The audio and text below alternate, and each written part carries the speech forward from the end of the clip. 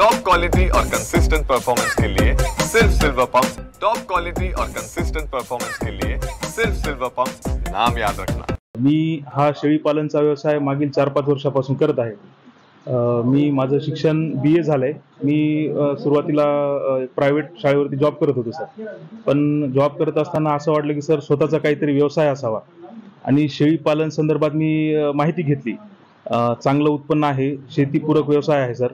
शेती करत करत हा जोडधंदा म्हणून मी 2021 मध्ये शेळी पालनचा व्यवसाय सुरू केलाय आणि लॉकडाऊनमध्ये।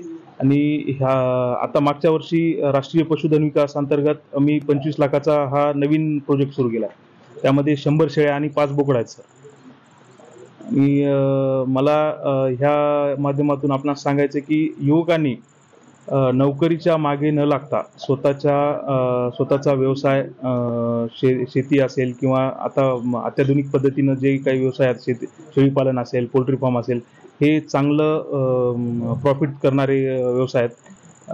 त्या व्यवसायाची माहिती घेऊन त्यांनी शेळीपालन किंवा शेती किंवा पोल्ट्रीचा व्यवसाय सुरू केला तर त्या नोकरीपेक्षा चांगलं उत्पन्न देते। आपण नोकरीचा पाठी नाही, मी नोकरी एक 6-7 वर्ष केली सर, पण नोकरीपेक्षा मला हा व्यवसाय चांगला वाटलाय। चांगलं प्रॉफिट आहे त्याच्यामध्ये। आता किती प्रॉफिट झाला आणि का सर, आपण ह्या 100 शेळ्यांच्या प्रोजेक्टमध्ये आपण वर्षाकाठी 15 ते 20 लाखापर्यंत याचं प्रॉफिट करू शकतो सर।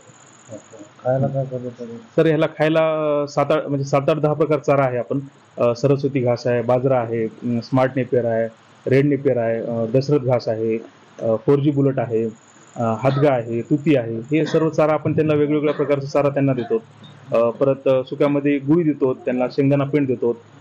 एक टाइम आपण त्यांना 1-1.5 तास फिरवतो, त्यांना मोकळं फिरवतो, म्हणजे तब्येत वगैरे चांगली राहते, त्याचं डायजेशन चांगलं होते, निरोगी राहतात म्हणून एक टाइम त्यांना फिरवतो।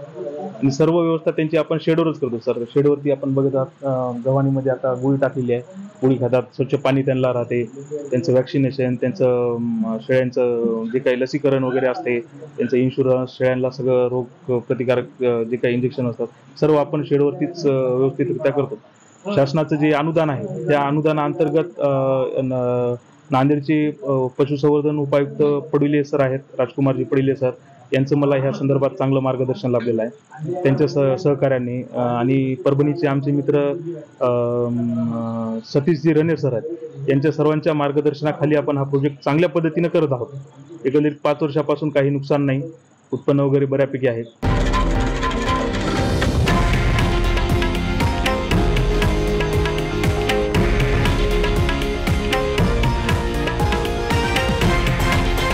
हे आहे देशातील नंबर 1 न्यूज नेटवर्क आणि आपण पाहत आहात TV9 मराठी, एकमेव।